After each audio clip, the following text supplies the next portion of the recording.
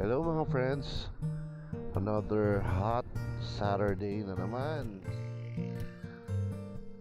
and we're set to do another vlog. So for today's video, we're just going to have our half-face helmet installed with a Freedcon intercom. So nandito tayo sa Doña Soledad at medyo the usual traffic. Ang problema lang is napakainit. Ang pupuntahan nating store is Opa Moto Shop ang name. So dito sa Doña Soledad Extension. Pagkatapos, check out natin ang another coffee shop para sa ating coffee shop series. Check out natin ang mga places na pwedeng mag-hangout ng mga riders na okay din ang food. So na nga ba ang Opa? Hindi ko na maalala. Yun. So nandito na tayo sa Opa Moto Shop. So tindahan to ng mga top box, helmet, iba pang gears. Dito rin tayo nagpakabit ng top box para sa ating link.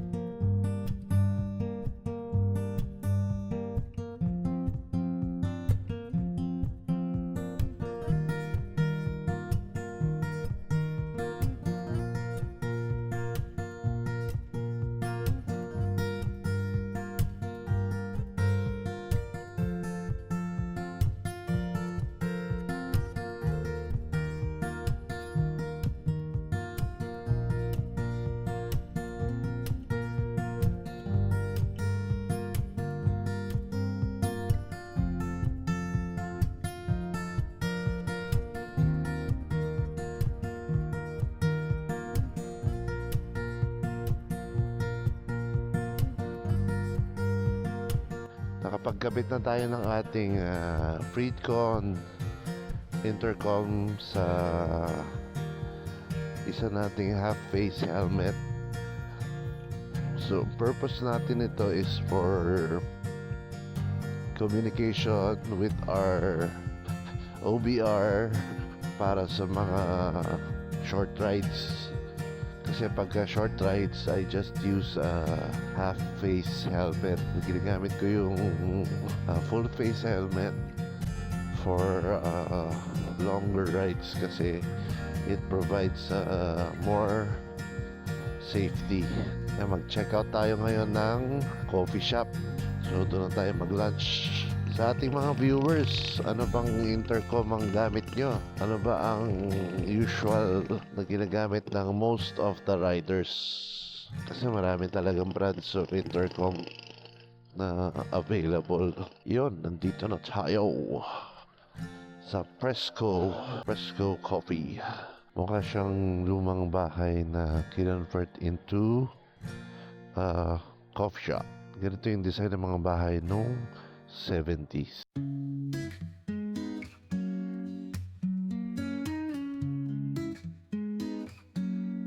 Riding on a twisted road, motorcycle grip so tight, cool breeze on my face, the cold scenery in the fading light, leaving all my worries there, cruising fast and feeling free. Breathtaking views I share, just the road and me.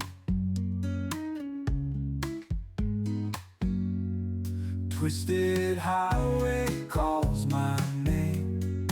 All the stress just fades away. In this ride it's all the same. Savoring this freedom play. Roar of engines leads the way. Wind whispers in my ear. On this bike I'll never stray. No room for doubt or fear.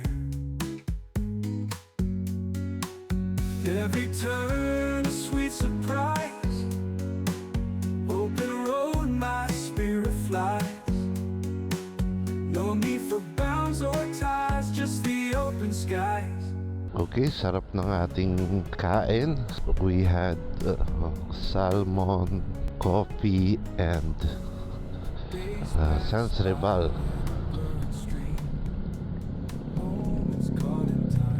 Tapos nag-take out na rin tayo para sa ating misis. Gawa natin ng personal rating ang mga coffee shops na napupuntahan natin.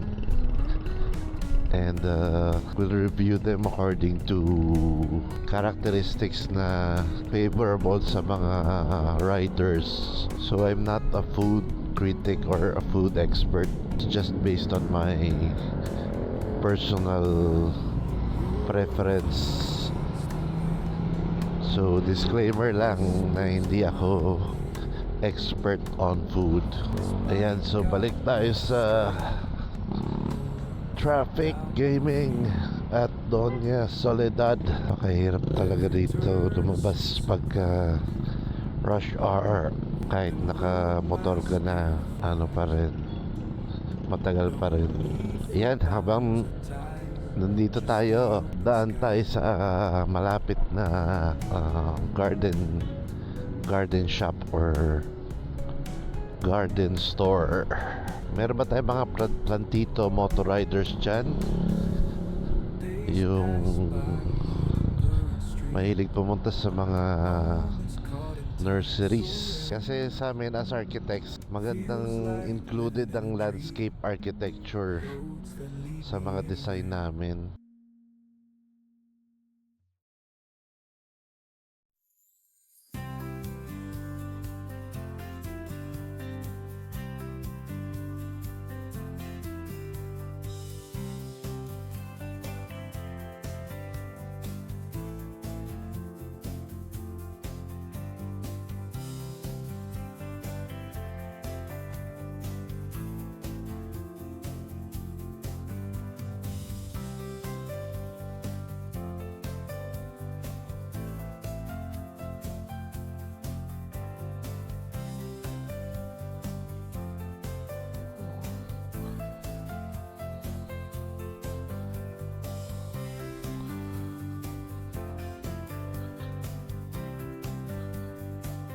Yan, so ito yung bilihan ng plants sa France.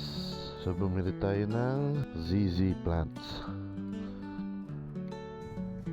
So tip ko sa inyo na mga nagsa-start pa lang sa pag-collect ng plants, bilhin nyo tong ZZ plant. Kasi number one, hindi siya kailangan ng alagaan. Number two, so pwede siya sa low light. Ibig sabihin, wag lang doon sa masyadong dark kasi kahit ano namang plant, pag walang sunlight talaga mamamatay. Kaya maganda siya. Isa pa, number 3, meron siyang air cleaning properties. So pwede rin siya ilagay sa bedroom, sa bathroom. Number 4,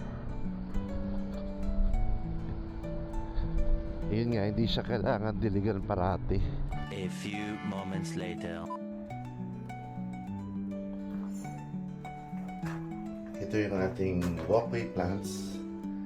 So meron tayong peace lily, alocasia, monstera, rapiz, mga ZZ plants,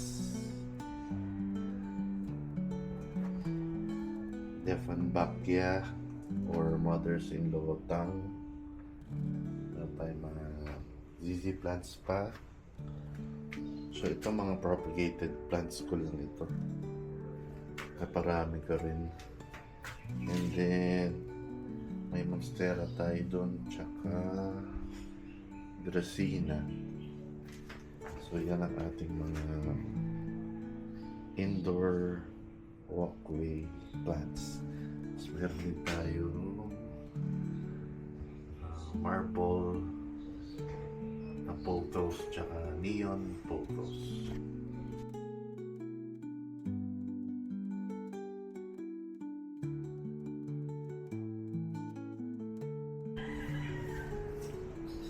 Dito sa labas, meron din tayong iba pa mga plants kaya lang overgrown na rin.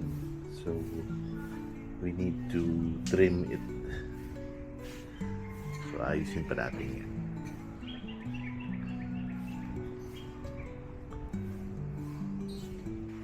Ito naman yung some of our indoor plants.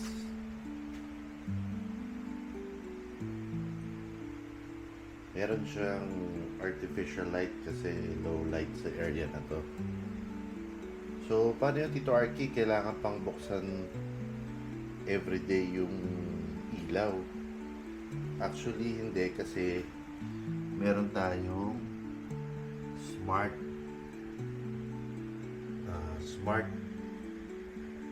switch or smart outlet. So, nakaprogram yung light natin mag-open every sunrise and then magko-close siya pag sunset. So mga simple plants lang naman ito. So meron tayong pang air purify na ZZ plant, monstera, mga pothos, tsaka mga bulb plant kaya lang nag-hibernate pa siya.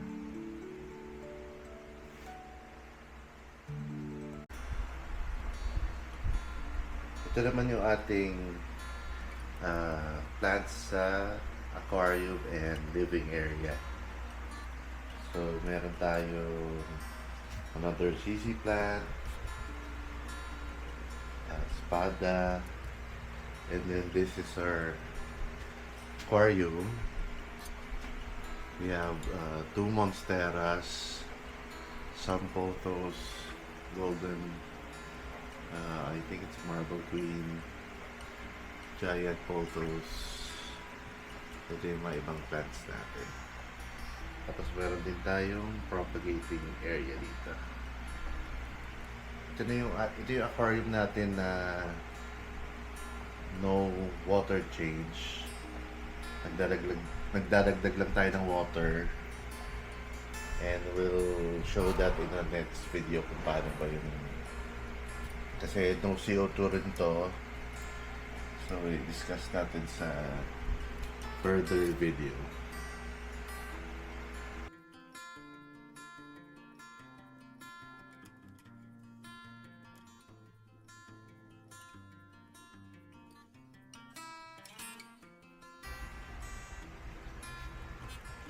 Naglagay rin tayo ng plants sa ating kitchen since meron tayong skylight para meron din tayong natural plants sa area na to.